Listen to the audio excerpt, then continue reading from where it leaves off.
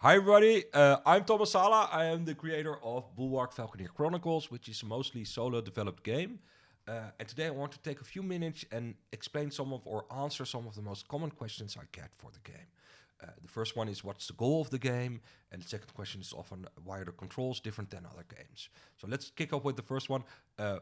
What's the goal of this game? So the goal of Bulwark, it's a open world sandbox builder with some grand strategy elements.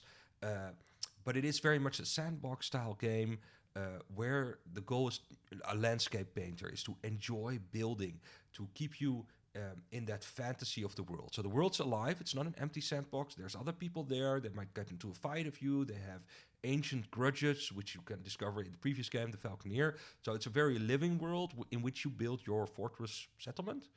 And the goal is to keep you in what most builder games what you have at the beginning, the fantasy where you're still enjoying making your first road or your first fortress, and everything is fresh and exploratory. And that's the phase before you get into the winning mode where you're min-maxing and everything needs to make it's there to make units or conquer the world.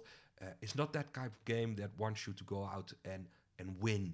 It's a game that wants you to remain in that fantasy. So there's no requirement to conquer everybody. If that's part of your fantasy, it can, and people will respond. But it's that beginning stages of game. So that's the goal of the game, to keep you in the fantasy. And secondary to that, it's a game that wants you to be creative. And it wants you to be in a creative flow and not in a mechanical flow where you just want to win, which to me are two different mental states. So the controls have been created just to get you into that flow. So I want to show you today how that does by playing the game. So we're going to play the free build, which doesn't have any resources. It's just about the building, just to introduce some of the mechanics. And well, first off, this is you're flying your little surveyor. That's how you always start exploring the world, as it were. It's an open world. It's I don't know how many. I think it's 15 kilometers each side. It's fairly extensive. There's people to meet, secrets to find, etc., etc. But let's start with the control. So the main control is left mouse is moving somewhere, and again, this was also designed for controllers. So try that, but I'm focusing on mouse today. You move your mouse around, and right mouse allows you to build. That is the main two controls. The first thing you'll notice is here's the build line. I just move my cursor, and it's the end of the line, is the cursor basically. And right mouse allows me to build, and it builds a new tower across the landscape. So there's three things that's important to talk about. First off, I wanted a game without any button layers on top, where you're focused inside the game world. So there's no unless you need it, some cases, but mostly while building, the interface is inside the world. So you're always looking inside the world, inside the fantasy, and not to, where your mouse is clicking on certain buttons. So that's the first one. It's a minimalist interface that's designed to get you in-game. The second part of that is that there is no... everything is exploratory. So the system decides what you build. You can see how fast that is. It decides where the walkways are, how it should look, based on what makes sense. And as a player, you get to explore that, because doing this has a slightly different outcome than this. It's well, those are mostly the same, but let's pick one a little lower. See, everything is just exploring that looks kind of interesting, I'll keep that. So that's an entire different way of building than going systematically, I want this to go here. It's seeing what you can make, which for me is closer to the way I make things, and how you produce stuff.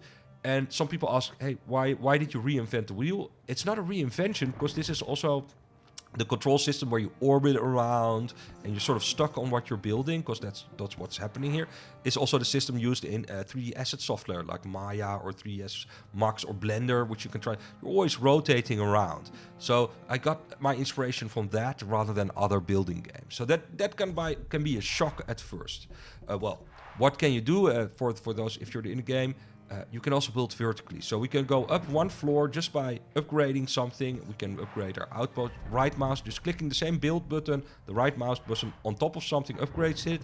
There's various stages, and we can overbuild floors. And from those floors, we can skip between the floors. We can also, by the way, pan the camera with WASD. It does that. Doesn't allow you to go over the entire map because that would take 10 minutes.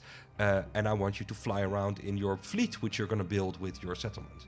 So, but back to the building, we can build triangles. You see those little triangles that stick out in the interface? They show that pie-shaped pieces of various sizes can be built.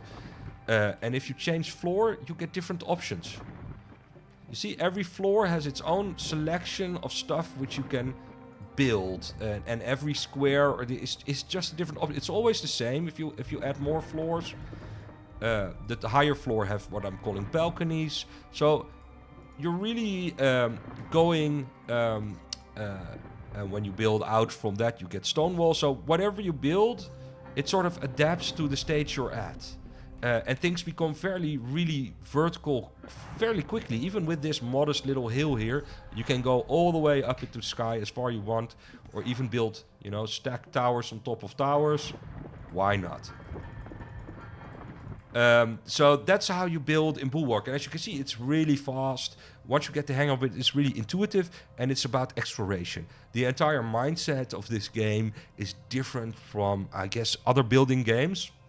And it's good for people to know that before you start. If you go, try out the demo. See if it fits for you. See if you like what you can build. And when you get into the main game, explore, interact, get into fights. It's a fantasy that's fully realized. And I hope you enjoy it. And that this clarifies some of the strange ideas behind Bulwark Valkyrie Chronicles. So enjoy!